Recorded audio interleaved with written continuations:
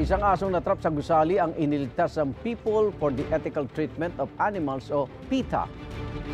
Halos isang buwan na raw nakaipit ang aso sa pagitan ng mga pader ng isang gusali sa Dasmariñas, Cavite. Nireport ito ng bagong nangungupahan sa gusali matapos siyang marinig ang mga tahol mula sa pader. At base sa investigasyon, inabandona na ng kanyang amo ang aso. Tanging tubig lang mula sa butas ng imburnal ang naiinom daw ng aso. Labis na itong namayat at puno ng sugat kaya dinala ito sa veterinaryo. Pinangalan ng Wally ang aso at hinahanapan na ito ng mag-aampon. Nahuli ang isang sawa sa barangay San Francisco sa Iriga, Camarines Sur. Ang sawa na may habang mahigit 5 talampakan ay nakita nakapulupot sa grills ng bintana ng isang bahay.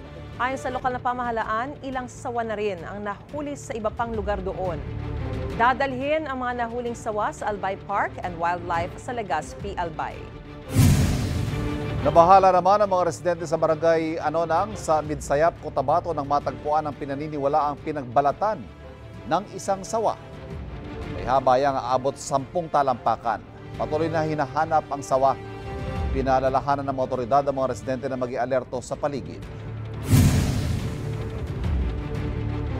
Kapuso, para laging una ka sa mga balita, bisitahin at mag-subscribe sa GMA Integrated News sa YouTube. Sa mga kapuso abroad, samahan nyo kami sa GMA Pinoy TV at sa www.gmanews.tv.